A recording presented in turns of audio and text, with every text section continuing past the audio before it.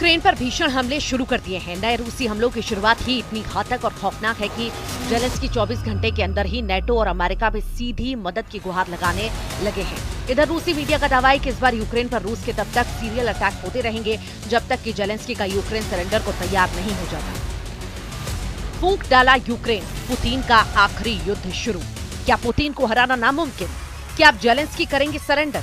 Ukraine पर serial attack, 5 प्रांतों पर पूरा कब्जा। लगभग 40 महीने से रूस यूक्रेन जंग चल रही है और अब जंग ऐसे मुहाने पर पहुंच चुकी है जहां या तो अब रूस तबाह हो जाएगा या फिर यूक्रेन भस्म होगा। रूस के साइबेरिया इलाके में जिस तरह से यूक्रेन ने 117 आत्मघाती ड्रोन से रूस के 5 सैन्य एयरबेस को तबाह किया है, उसने पुतिन को अब पूरी तरह से बेकाबू कर दिया है। अब तो वॉर एक्सपर्ट्स भी कहने लगे हैं कि जेलेंस्की ने भले ही रूस पर हुए इस हमले को करने में 18 महीने का वक्त लगाया हो, लेकिन अब रूस 18 हफ्ते में पूरे यूक्रेन को रौंद कर रख देगा। 5 एयरबेस पर हमले के बाद से यूक्रेन पर रूसी हमले शुरू हो चुके हैं। दावा किया जा रहा है कि रूस के ये हमले सीरियल अटैक की तरह लगातार होंगे और यूक्रेन के सभी डिफेंस सिस्टम को तबाह करने के बाद यूक्रेन के बड़े इलाकों में कब्जा किया जाएगा। हालात ये हैं कि तुर्की के इस्तांबुल में हुई मीटिंग के बाद रूस ने यूक्रेन को 2 टूक संदेश दे दिया है कि अब रूस के सामने जेलेंस्की के यूक्रेन को सरेंडर हर हाल में करना होगा। इधर नेटो यूरोप भले ही यूक्रेन को जंग में मजबूत करने के लिए एड़ी चोटी का जोर लगा रहा हो, लेकिन अमेरिका की तरफ से ऐसा लगने लगा है वो अब पुतिन के रूस से विनाश ही हद तक पंगा नहीं लेना चाहता। हम आपको दिखाने जा रहे हैं कि कैसे पुतिन के रूस ने एयरबेस पर हुए हमलों को बदला लेना शुरू कर दिया है और यूक्रेन को तिल तिल करके मारना शुरू कर दिया है। पिछले 24 घंटे से पूरे यूक्रेन में जबरदस्त रूसी हमले हो रहे हैं। तबाह इमारतें, जलते ईंधन डिपो और तबाह होते यूक्रेनी हथियारों का तस्वीरें साबित कर रही हैं कि पुतिन की रूसी सेना ने भयानक तरीके से बदला लेना शुरू कर दिया है।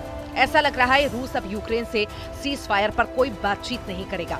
जिस तरह से क्राइमिया पुल पर लगभग 1100 से 1200 किलो के बम धमाके से यूक्रेनी सेना ने हमला किया, उससे रूसी सेना को और ज्यादा भड़का दिया है। पहले रूस के 5 एयरबेस पर यूक्रेनी हमले और फिर क्राइमिया के पुल पर यूक्रेनी हमले ने साबित किया कि जेलेंस्की का यूक्रेन आग के साथ खेल रहा है, जिसके पीछे कहीं न कहीं जर्मनी, फ्रांस, ब्रिटेन जैसे देश मौजूद हैं। लेकिन पुतिन ने जिस तरह से ट्रंप के साथ 75 मिनट की फोन वार्ता के तुरंत बाद यूक्रेन पर हमले शुरू किए, वो साबित करते हैं यूक्रेन के बहुत बुरे दिन शुरू हो चुके हैं। रूस ने 5 जून की सुबह से यूक्रेन पर बड़े पैमाने पर मिसाइल और ड्रोन हमले किए, जिसमें राजधानी कीव समेत 12 शहर शामिल हैं।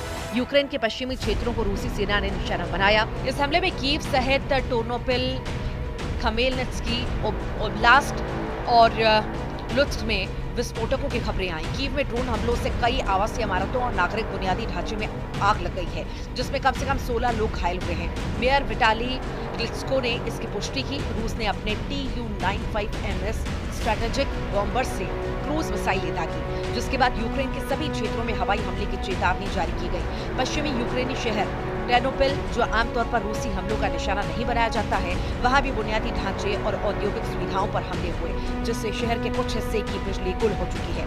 लुत्स्क में भी हताहत होने की खबरें आई हैं, जहां एक अपार्टमेंट की छत, वाहन और व्यावसायिक संपत्तियां क्षतिग्रस्त हुई। यूक्रेन के उत्तरी शहर प्रिलुकी में एक ड्रोन हमले में एक आवासीय इमारत ढह गई, जिसमें 1 साल के बच्चे, उसकी मां और दादी सहित 5 लोगों की मौत हो गई।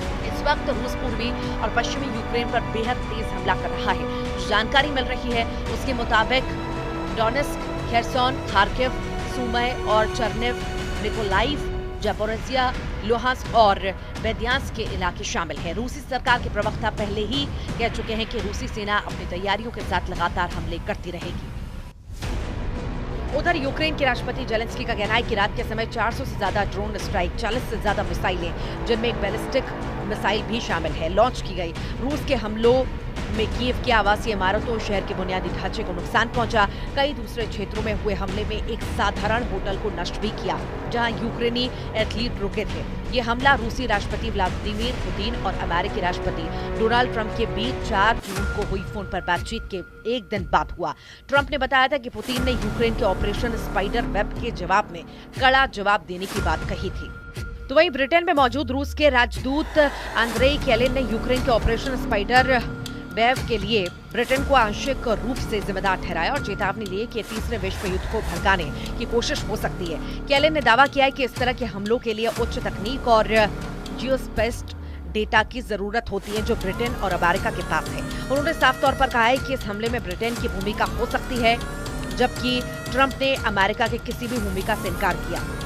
यूक्रेन ने रूस के 5 एयरबेस पर हमले करके रूस को भारी नुकसान पहुंचाया। यूक्रेन ने दावा किया था कि उसने ड्रोन्स की मदद से रूस के A-50, Tu-95, Tu-22, M3 और Tu-160 विमानों को निशाना बनाया। इस हमले के बाद व्लादिमीर पुतिन आग बबूला हो चुके हैं। रूस यूक्रेन युद्ध में जहां एक तरफ ड्रोन और टैंक सुर्खियों में रहे, तो वहीं अब एक और हथियार चर्चा में है, Zircon hypersonic anti ship missile.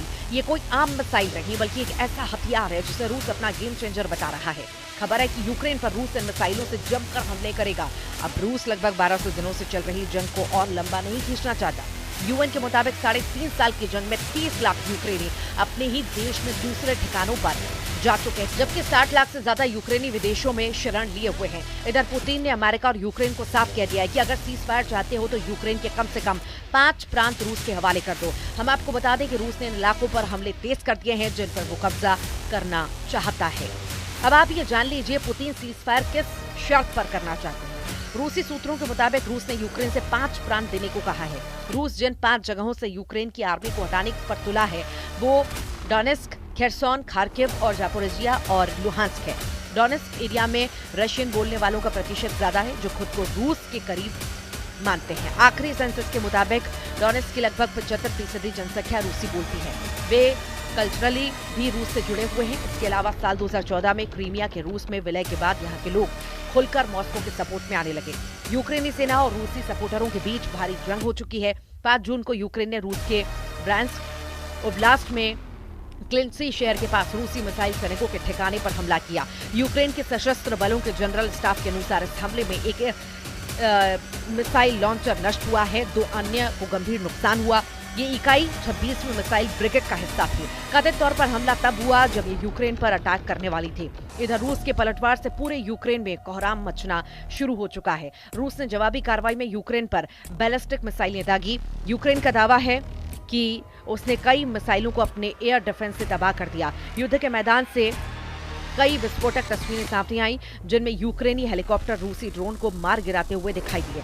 रूस ने कब्जे वाले इलाकों में अपने SM डिफेंस सिस्टम को तैनात कर दिया है। नाटो देशों ने यूक्रेन को 20 बिलियन यूरो की आर्थिक सहायता की घोषणा भी की है। लेकिन सवाल उठता है, क्या अब नए तेवरों के साथ शुरू हुए रूसी हमलों को रोकना यूक्रेन के बस की बात है या नहीं? यूक्रेन के मुकाबले रूस 20 गुना ज्यादा ताकतवर देश है जो अब रूस से अपने वजूद की जंग लड़ने को मजबूर है।